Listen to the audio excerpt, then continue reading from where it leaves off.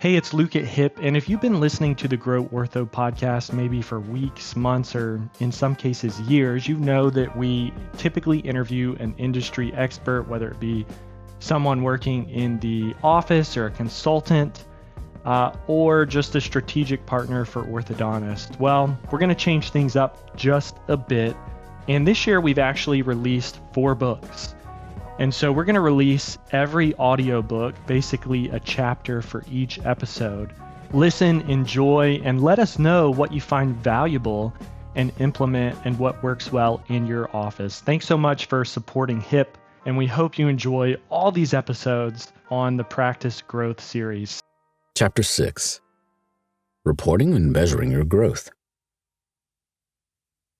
What gets measured gets managed. This quote, often attributed to management guru Peter Drucker, gets tossed around whenever the subject of stats and reporting comes up in business. Like it or not, without measurement, progress toward a goal is not possible. I want you to get excited about seeing the results. The numbers don't lie, and when you know how to interpret the reports, they guide your actions and decisions.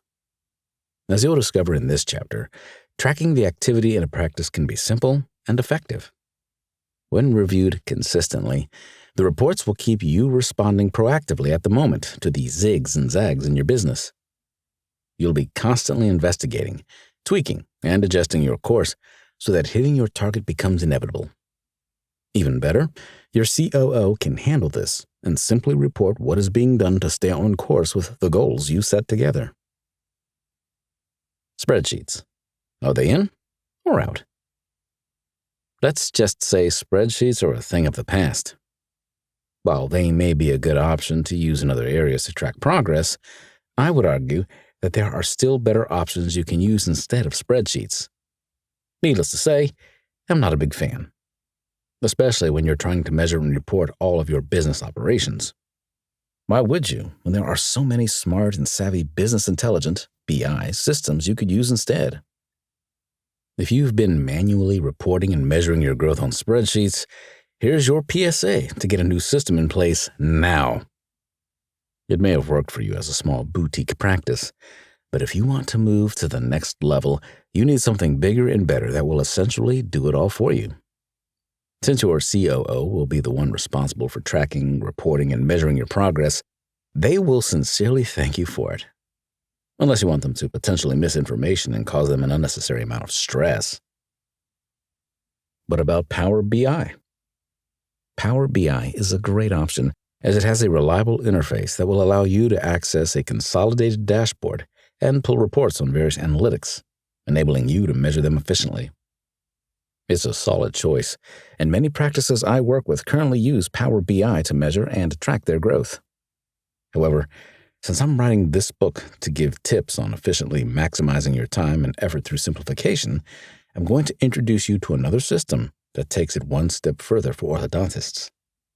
So, for all your reporting and measuring business needs, let's talk about Gauge. Gauge, the one-stop shop for all things analytics. Gauge is truly different from other systems because it's created solely for the orthodontic profession.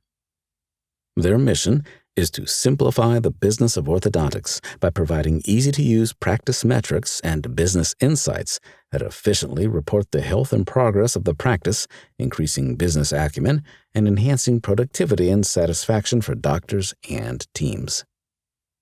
I spoke to Janet from All Smiles about Gauge, since she is one of the handfuls of COOs currently using it to report and measure growth in their practice.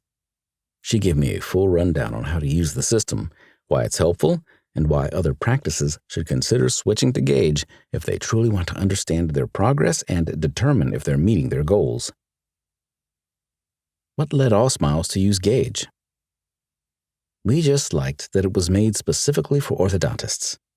It makes things so much easier because it's streamlined to our business goals. It's always about finding the right tools that work for you when it comes to your software systems. I'm sure there are others out there that help pull in your data, but before Gauge, you would have to figure it out manually. Now everything is so simple. You know how you're doing, and it's something you can look at every day at just a glance. just by looking at the dashboard. Tell me about the gauge dashboard. What exactly am I looking at here? Here are shown 2 screenshots of the Gauge software dashboard for All Smiles Orthodontics for the selected period of January to August 2022. We see several widgets presenting data related to the practice in a variety of formats and colors. The first screenshot shows the top of the dashboard. The second screenshot is scrolled down slightly to show the widgets that appear at the bottom of the dashboard.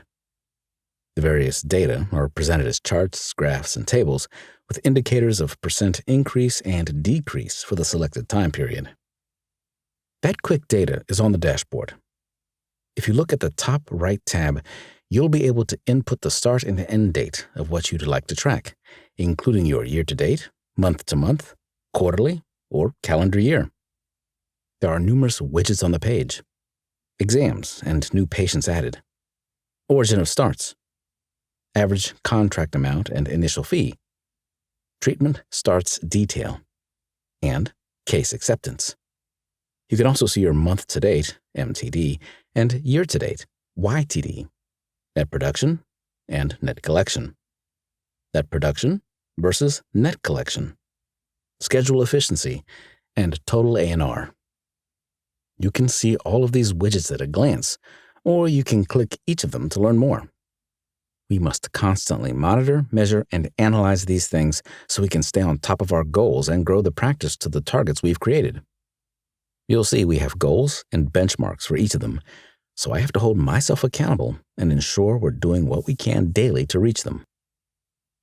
When you look at Gauge at a glance, how do you know if everything is good or if you need to do something? You can track all of your business goals on Gauge. There's a function where you can manually write them in if you go to the settings. So, if you look at all of the widgets on the page, you'll notice that most have a benchmark or goal that I mentioned earlier. These are based on those goals you've entered. Each widget where it applies will show you what the goal is, your current percentage in reaching that goal, and if you're under or over the benchmark. Is there a specific order to read this? For example, if I were to look at the exams and new patients added widget and see that the number of starts is below the benchmark, would I then look at the origin of starts widget and see where to dive deeper and find out why? Yeah, you can do that. You can see where the drop happened by looking at case acceptance. If you notice a particular month is down, you can find out why. That's a more involved process. I would have to see each treatment coordinator's new patient tracker so we can gauge their performance to determine how many exams they've done, how many of those exams are starting, how many of them are going into pending, and how many of them are going into observation or recall. For the ones going into observation or recall, we don't have control over that since they're just not ready to start treatment due to their oral health, age, or other factors. If I've determined the number for all those, I can go back to my origin of starts and understand why some numbers are down. My pending list could be healthy, but my observation or recall list could be high, and that's what's bringing that number down. All you can do in those cases is ensure your treatment coordinator always follows up and maintains that our practice will be there for them when they are ready to start treatment. They should send multiple reactivation campaigns to remember us as their primary orthodontist when they're ready. How do you come up with these goals, and how frequently do they change? We set the goals usually once a year. We have a yearly planning meeting, but we meet bi-weekly to talk about where we're at, what we're doing, and how we can improve. We try to be proactive versus reactive when it comes to looking at things, so when I view the dashboard, I'll check to see if anything catches my attention that would trigger me to have a conversation with someone to ensure we're improving or not missing a step. Essentially, the goals help you stay accountable and take action when necessary. That's why it's great to have a system that concisely showcases everything. Do you feel like you're reacting to things as they happen, instead of seeing things after the fact when it's too late? For sure, I think it keeps you up to date instead of waiting until the end of the quarter to review your numbers. You can take action by observing the numbers in real time, determining if you're trending downward, and asking the right questions to resolve the problem or at least understand why it's happening. It's better than looking back and thinking about all the ways you could have, should have, or would have fixed the problem. I recommend reviewing the dashboard weekly so you don't fall too far behind or see trends and changes you don't want to see. Do you use Gauge in conjunction with Practice Beacon to help you stay on track? Yeah, actually, I will use Practice Beacon if I'm trying to understand the why when analyzing the numbers in Gauge. For example, if you look at the first widget, you'll see a total of 240 exams and 315 new patients added. On my end, I would want to know why those other 85 people did not do an exam. Are they no showing? Are they canceling? If they are, why is that happening? How did the scheduling coordinator do on the phone? Did they follow up with them? Is it something that we did that caused them not to come? To figure everything out, you can go to Practice Beacon and listen to their new patient phone calls since they're recorded.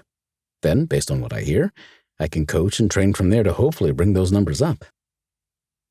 With this system, you don't have to pull reports, right? Is there a time when you do have to pull reports? Right, because this system is automated.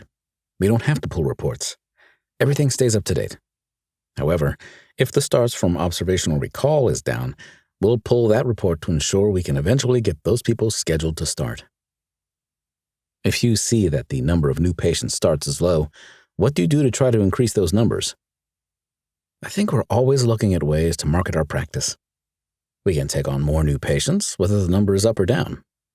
We always look for opportunities to do more community outreach, like sponsoring schools or sports teams and attending community events. I think we're covered well with help as far as digital marketing. Another way we bring those numbers up is by incentivizing our team. We'll create a goal that whoever gets a certain number of new patients this month will get a $100 gift card, for example. Many people are driven by money, so they're more likely to perform well when there's an incentive involved. We see a difference every time we do that, so it goes a long way. Do you have any final insights you can provide on how to stay on top of tracking and make sure you're trending in the right direction? You should check in with the system a couple of times a week, discuss the results with your orthodontist, and address the problems as soon as possible. It helps to know who you should be speaking to for answers when you do need to resolve those issues quickly. So, for example, if I'm trying to understand the exams and new patients, I will seek answers from the patient care center. Or if I'm determining what's going on with the origin of starts and case acceptance, or even something like the average patient initial fee, I'll want to pull in the treatment coordinator for answers. It's a collaborative effort. We all want to see growth and progress, and we're all doing our best to make that happen, so it's best to stay on top and avoid letting any details fall through the cracks. If you'd like to learn more about Gauge, visit hip.agency/the Scalable Practice and watch the interview about tracking and reporting and request a free demo. Gauge is the best reporting software for orthodontists, in my opinion, because it provides the exact functionality necessary to stay on top of an orthodontic practice. Other business intelligence systems like Power BI are so robust that they can be overwhelming. At this point, all the pieces are in place for rapid growth. As growth continues, you'll reach a stage where you are maximizing the output of your current location and wondering about the next steps to sustain your growth rate. When is the right time to open a satellite office, and how do you do it effectively? In Chapter 7, we'll discuss what you need to know about opening another location.